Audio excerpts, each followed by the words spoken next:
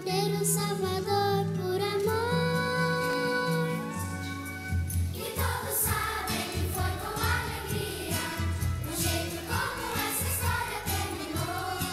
E a cada ano lembramos desse dia, que o sofrimento foi difícil e já passou. Mas com Jesus renasceu a esperança, há uma chance até pra quem não magoou. Ele é o Cordeiro de Deus, nossa luz.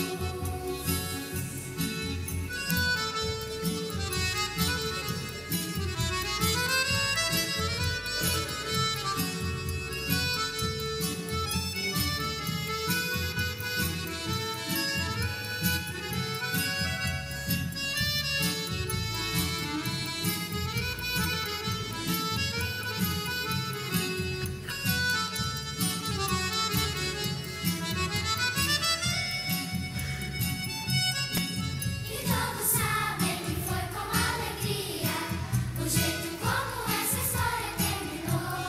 E a cada ano lembramos desse dia, que o sofrimento foi difícil e já passou. Mas com Jesus renasceu a esperança, há uma chance até pra quem não magoou. Ele é o Cordeiro de Deus, nossa luz. Ele é o Cordeiro de Deus, nossa luz. Ele é o Cordeiro de Deus, nossa luz.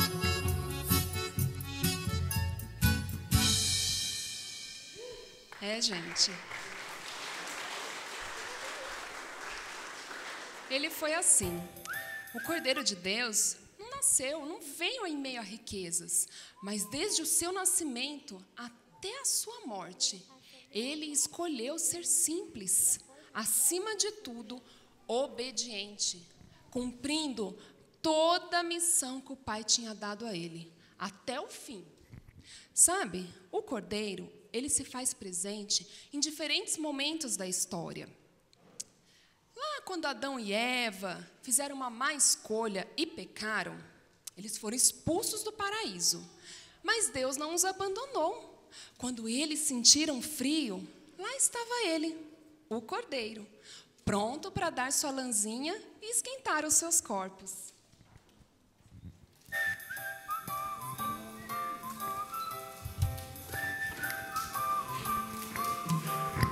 O paraíso era o meu quintal, um lugar lindo sem igual, com tantos frutos pra degustar, só não podia pegar.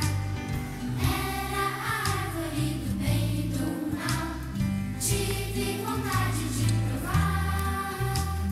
Fui acreditar numa serpente tão sagaz, e com um deslize fere Deus demais.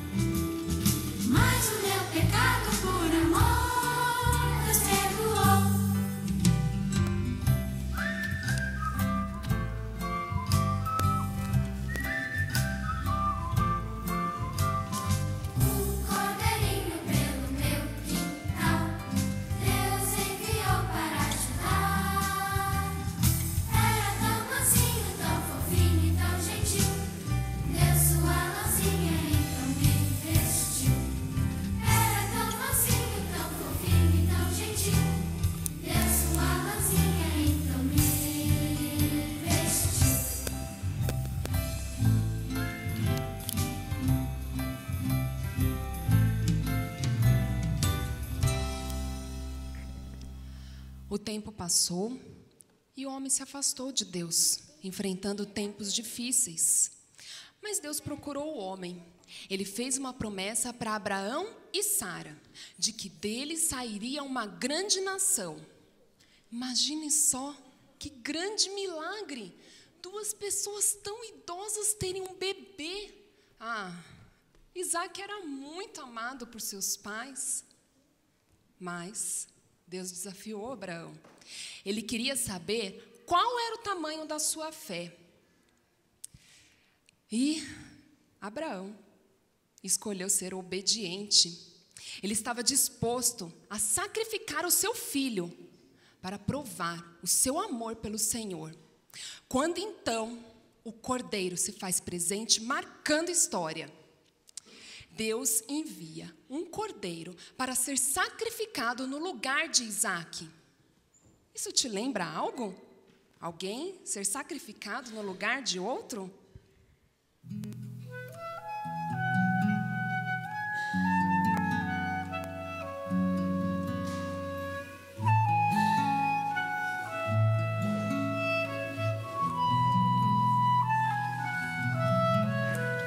Tempos difíceis podem te alcançar. Deus vai te amparar. Prossiga. Mesmo intranquilo, angústia passará. Não vá duvidar. Prossiga. Deus proverá o cordeiro. Confia na promessa, o Pai jamais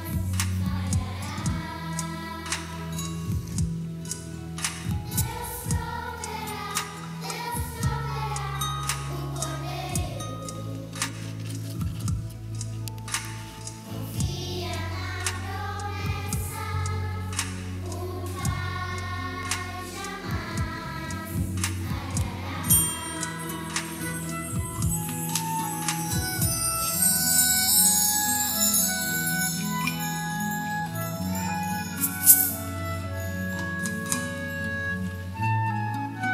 jamais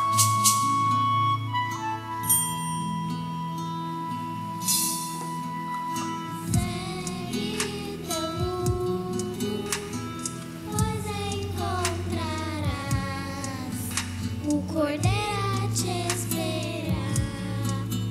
Prossiga.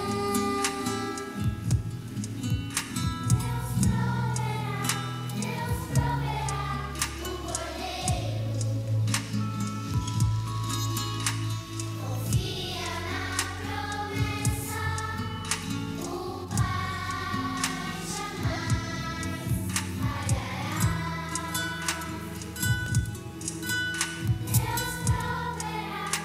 Deus proverá o cordeiro. Confia na promessa, o Pai jamais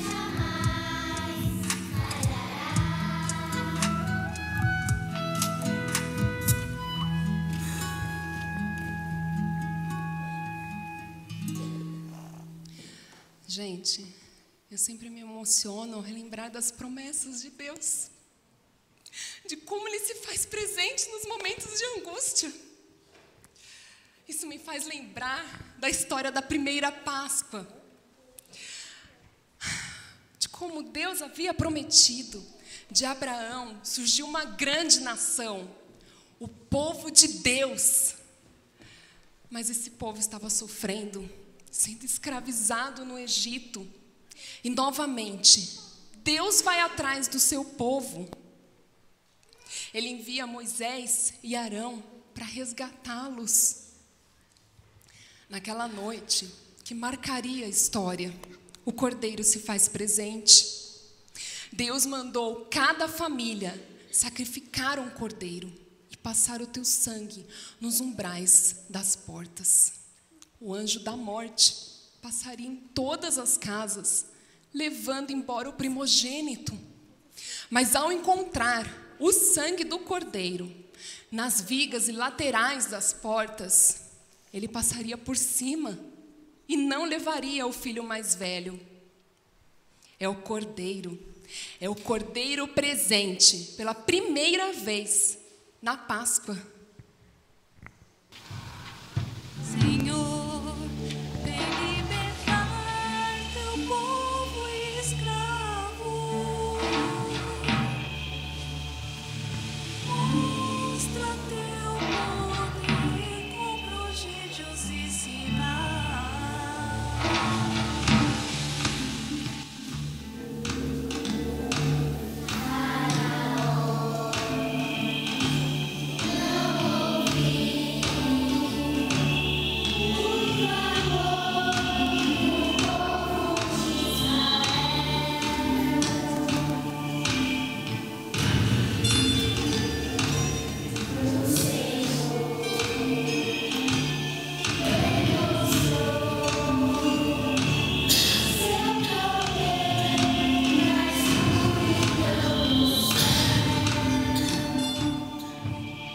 Moisés mandou marcar com o sangue do cordeiro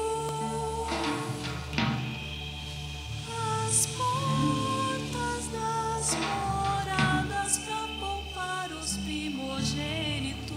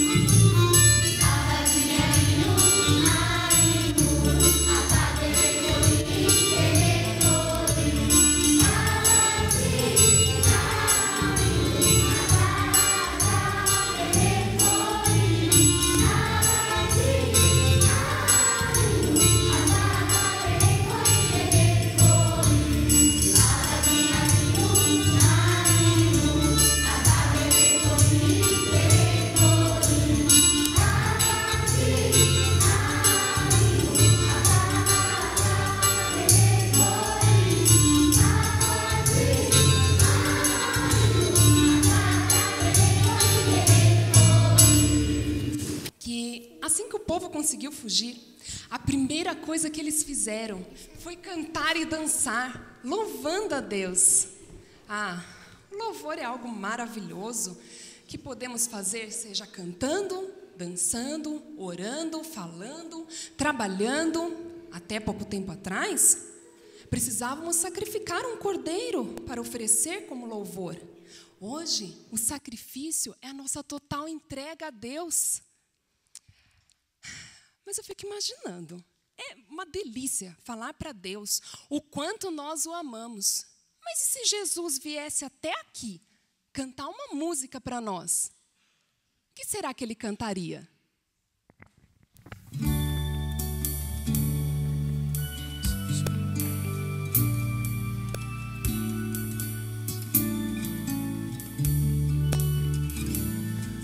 Eu sou o Cordeiro de Deus que desceu para salvar.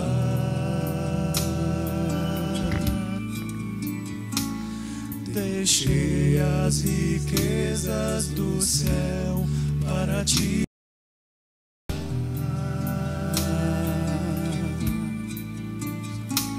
Sou filho amor, mas tu és pecador, e ao Criador tu has de voltar. Mostrei o caminho do céu, como chegar ao Pai.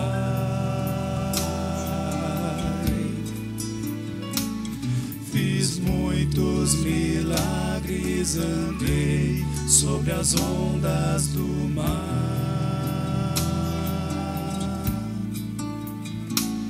Meu coração quer ligar-se ao teu, mas tu foges de ver, tu foges de crer em mim.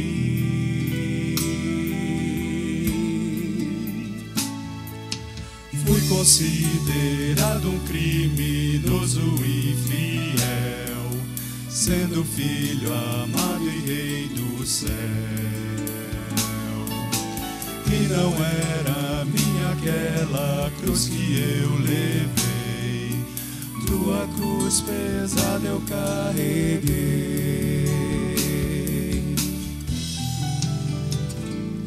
E nela meu corpo senti e a vida entreguei. Só eu sei a dor que sofri, mas eu não reclamei. Eu não desci dessa cruz só porque não vim pra te perder, vim morrer pra você viver.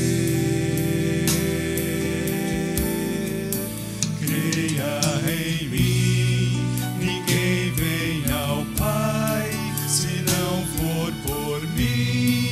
Eu amo você e quero lhe dar a vida real. Eu recebo seu amor.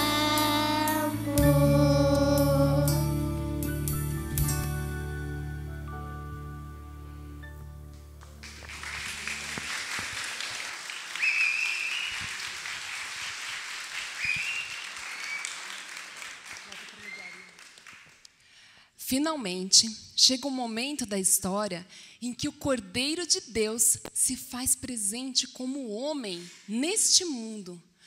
Todos podem vê-lo, ouvir tuas palavras, ver a tua maneira de viver, o teu exemplo de vida. E quando Jesus procura João Batista para ser batizado, o próprio Deus confirma quem ele era. Eis o Cordeiro de Deus, que tira o pecado do mundo.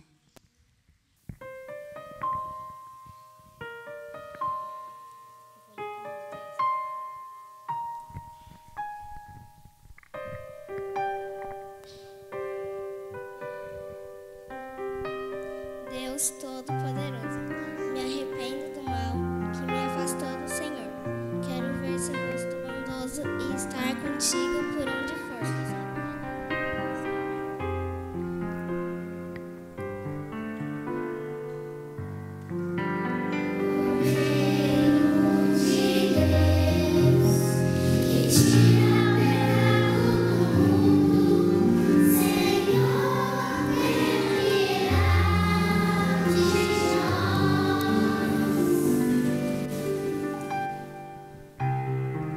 Papai do céu, para poder te amar assim, teu filho sofreu por mim. Pelos meus erros, te peço perdão. Jesus, vem morar no meu coração.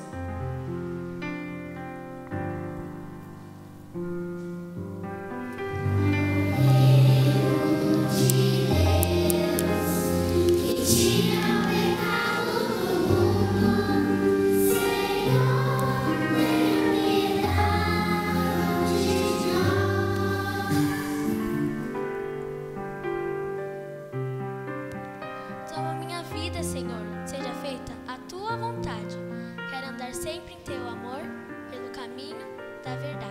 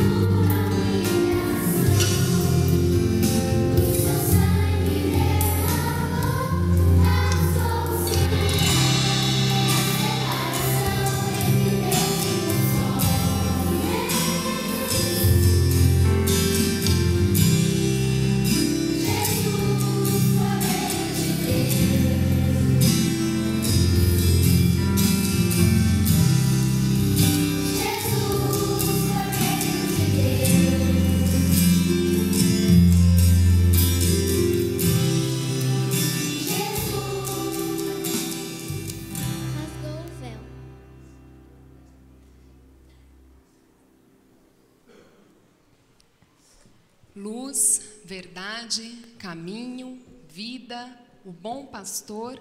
Outra figura de Jesus é o leão. Ele é o leão de Judá e o Cordeiro de Deus. Lá em Apocalipse, fala assim, que o leão de Judá abrirá o livro da vida. Fala também que quando todos olharam para o trono, esperando ver o leão, eis que estava sentado o Cordeiro, diante do qual todos se prostravam.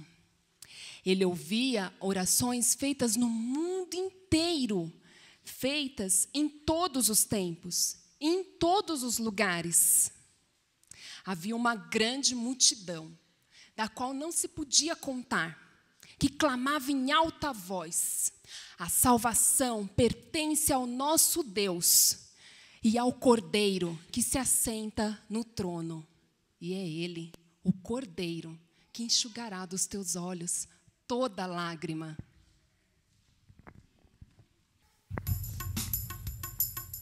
Do escudo, do escudo, do escudo. Do escudo, do escudo, do escudo. Do escudo, do escudo, do escudo.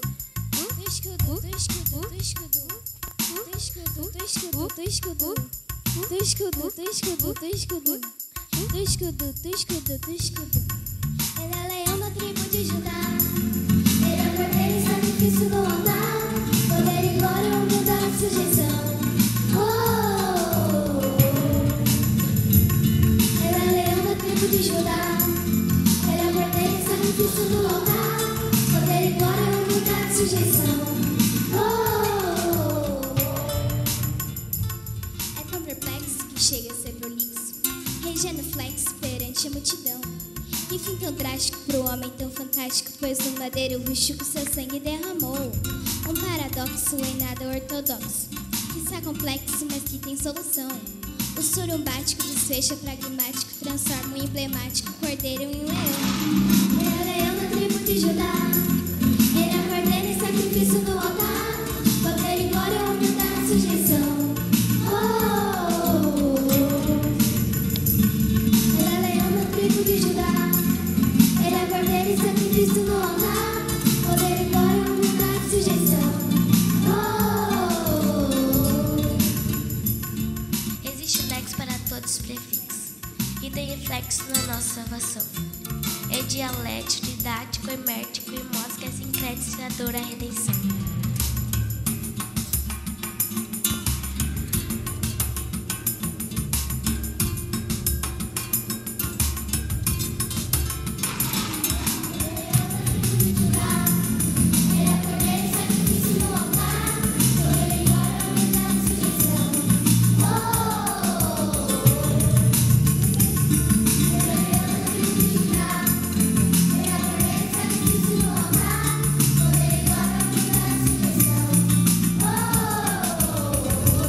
O que é sonoplast? É hermético ou energético? O que é prolixo e paradoxo? É Judá ou Juda?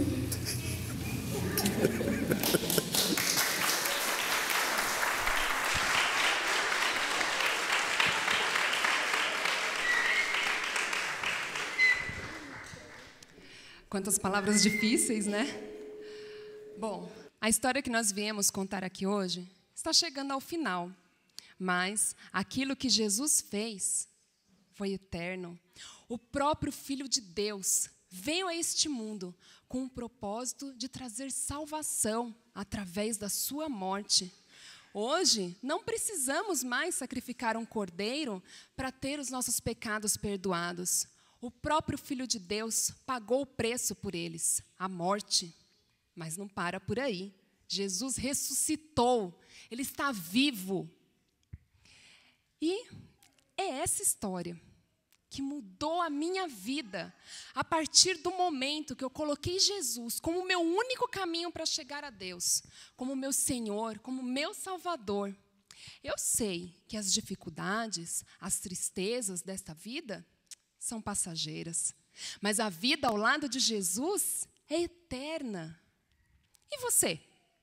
Vai ficar aí, parado, sem saber o que vai ser do dia de amanhã, sozinho? Ou também vai colocar o Cordeiro de Deus como seu Senhor, como seu Salvador? Bom, o convite está feito.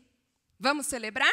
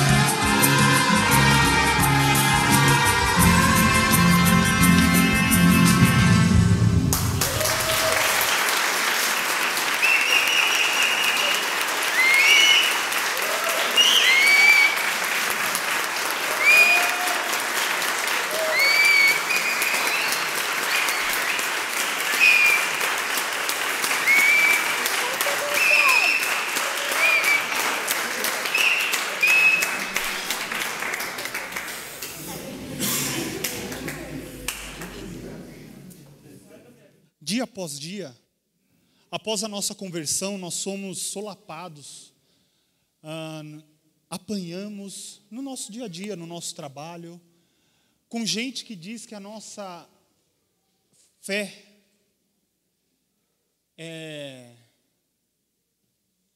retrógrada. Outros dizem que é uma fé primitiva, que a gente não pensa com 100% do nosso cerebelo, que a gente não é racional, que a gente é guiado por algo que a gente não consegue examinar, que a gente não consegue verificar de fato, através da ciência, através de outros fatores, se ela é real. E aí quando a gente se converte, a gente está fascinado, entusiasmado, deslumbrado com a história de Jesus, com aquilo que Ele fez por cada um de nós, estamos eufóricos. E aí, dia após dia, a gente vai perdendo o significado daquilo que Jesus fez por nós, daquilo que Jesus fez por cada um de nós.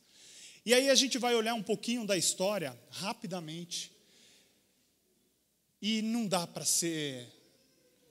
para não ser racional, não dá para ser apenas fé no vazio, fidelismo ou fé na fé, não dá para ser algo irracional, é racional. É racional pelo seguinte: essa história não pode ser montada, a história da ressurreição de Cristo não pode ser montada, porque se hoje nós formos colocar os maiores autores de novelas da Globo, eles colocariam homens para testemunhar, inicialmente homens, para testemunhar que Jesus ressurgiu. Primeiro, uma das primeiras pessoas que foram até o túmulo foi quem? Maria Madalena. Duas Marias e Salomé. Maria Madalena. O testemunho de uma mulher numa cultura totalmente machista. Se a gente fosse escrever uma história, o conto da carochinha, a primeira coisa que a gente não faria é colocar mulher. E outra coisa, Maria Madalena, para testemunhar algo, um fato inédito, histórico. Nós não colocaríamos Maria Madalena, coloca outra, ou outro, um homem, um sacerdote, porque o testemunho dele é fiel, o testemunho dele é digno. Maria Madalena, não dá para colocar.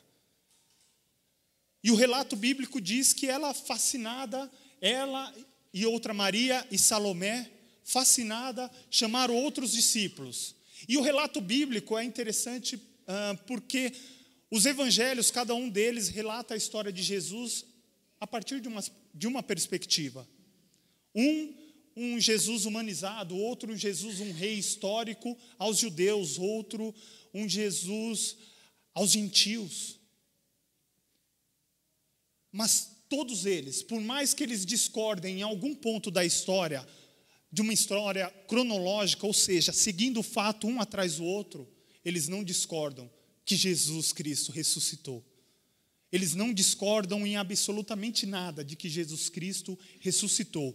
Um pode ter chegado primeiro, Maria pode ter chegado primeiro, duas Marias podem ter chegado primeiro, três mulheres podem ter chegado primeiro, mas nenhum evangelho discorda de que Jesus Cristo ressuscitou. Um fato pode vir atrás do outro, mas nenhum deles abdicam de que Jesus Cristo ressuscitou. E aí a gente vai pensar, então, se é um relato, se é uma história com E e não uma história com H maiúsculo, o que eles tinham a ganhar? Se nós olharmos para a tradição católica e a tradição da igreja, nós vamos ver que Mateus, o fascínio da ressurreição levou Mateus à morte por espada na Etiópia. André, a crucificação em X, ou seja, não uma crucificação em T, uma crucificação em X. Filipe, enforcado em Hierápolis. Bartolomeu, esfolado vivo. Simão, o zelote, crucificado. Tiago, apedrejado. Judas, não o Iscariotes, martirizado. Pedro, crucificado de cabeça para baixo. Tiago, irmão de João, decapitado. Tomé, alvo de flechadas. Paulo, decapitado. Lucas, enforcado na Grécia. Matias, martirizado na Etiópia. Se fosse apenas uma história com E, essas pessoas não levariam uma história a cabo, a ponto de custar a vida. Se for uma história, se for o conto da carochinha, eles não levariam até o final. Em alto preço, martírio. João, que havia sobre ele uma promessa de que ele não morreria até que aquelas circunstâncias acontecessem, foi jogado dentro de um caldeirão com óleo quente, e mesmo assim sobreviveu. Queridos, os textos podem discordar por muitas coisas.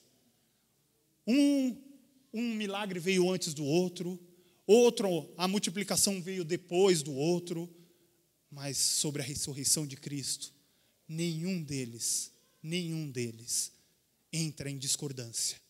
Nenhum deles entra em discordância. Esse fascínio tem aparecido em nossa forma de viver? Será que a gente tem levado esse fascínio da ressurreição, de algo extraordinário, de um milagre que foge? Milagre. Não é natural, é sobrenatural. Como que a gente tem lidado com essas coisas? Como que isso reflete na forma como a gente lida com as nossas circunstâncias, com o nosso dia a dia, com aquilo que a gente ama, com aquilo que a gente abdica?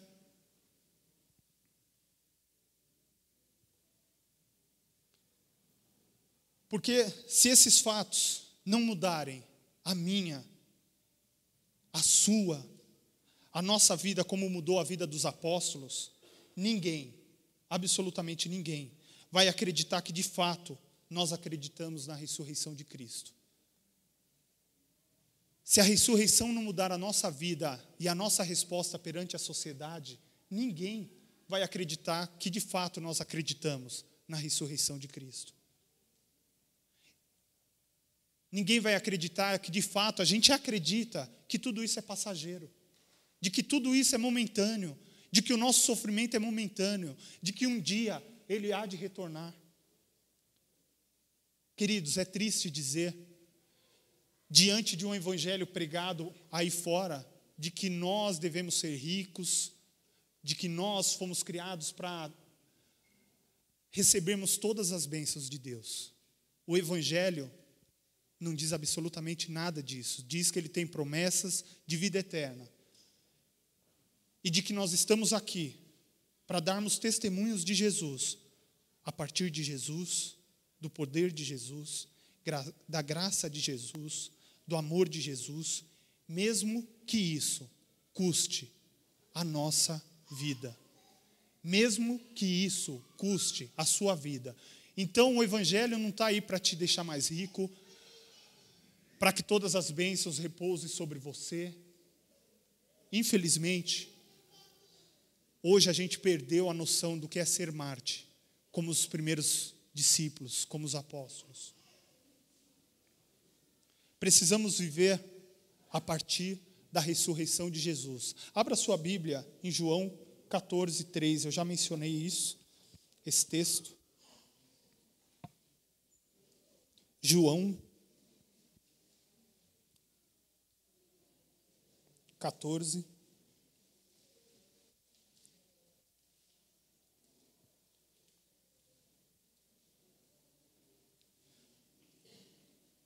A Bíblia diz assim: e quando eu for e preparar lugar, voltarei e os levarei para mim, para que estejam onde eu estiver. Vocês conhecem o caminho para onde eu vou. Quando eu for preparar lugar, eu voltarei. É sobre essa fé, é sobre essa crença, é sobre essa história com H maiúsculo que nós depositamos a nossa confiança.